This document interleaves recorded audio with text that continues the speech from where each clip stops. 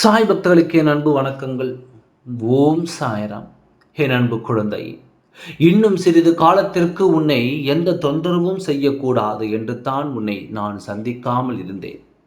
மீண்டும் இப்பொழுது உன்னை சந்திக்கும் நேரம் எனக்கு வந்துவிட்டது என்று நானும் வருத்தம்தான் படுகிறேன். ஏனென்றால் இந்த வருத்தத்தை கொடுத்ததே நீதானே. எத்தனை நாள் உன்னை தேடி வந்தாலும் நீ உன் கையால் என்னை தள்ளிவிட்டு போகிறாயே. உன்னை தேடி தேடி நான் வந்தாலும் நான் உன்னை தேடி வருகிறேன் என்று அலட்சியத்தால் என்னை நீ உதறிவிட்டு செல்கிறாய். நான் என்ன செய்தியோடு வந்திருக்கிறேன் என்று தெரியாமல் கூட நான் ஒன்று மட்டும் உன்னிடத்தில் கேட்டுக்கொள்கிறேன். உன்னை பிரிந்து வாழும் உன் வாழ்க்கை துணை பற்றி எந்த கவலையும் எனக்கு இல்லை என்று என் ஆழ் மனதில் இருந்து எனக்கு பதில் சொன்னாய் என்றால் தாராளமாக நீ தள்ளிவிட்டு போகலாம்.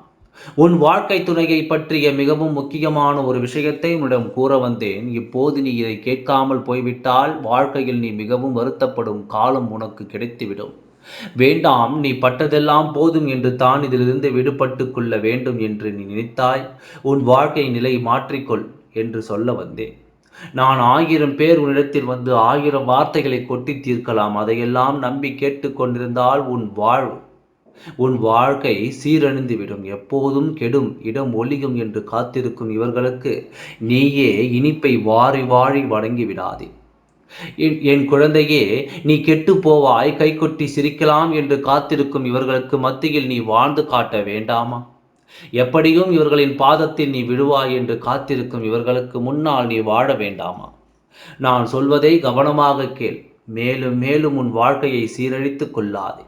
மற்றவர்களின் பேச்சை கேட்டு உன் வாழ்க்கை துணையை பற்றி உனக்கு தெரிந்தும் மற்றவர்களுடைய வார்த்தையை கேட்பதால் தான் ஒரு மனம் பெண்ணாகி வெறுப்பிற்கு ஆளாகிறது. மற்றவர்களின் வார்த்தையை கேட்காதே உன் வாழ்க்கை துணையின் நிலை எப்போது மிகவும் மோசமாக இருக்கிறது. உன் வாழ்க்கை துணையை மனதார ஏற்றுக்கொள். எத்தனை பிரச்சனைகள், எத்தனை கசப்பான அனுபவங்கள் இருந்தாலும் அதை தூக்கி எறிந்துவிட்டு புதிதான வாழ்க்கையை தொடங்கு. இனி எல்லாம் நல்லதாக அமையும் என்று நான் உனக்கு வாக்குறுதி கொடுக்கின்றேன். உன் வாழ்வை இனிமையாக்கிக்கொள். என் அன்பு குழந்தையே, உன் சாயப்பா உன்னிடம் எதிர்பார்ப்பது உன் வாழ்க்கை துணையோடு நீ சுகமாக வாழ்வதை தான். மற்றவர்கள் பேச்சை கேட்டு ஒரு வாழ்க்கையை அடித்துக் கொள்வதை நான் விரும்பவில்லை.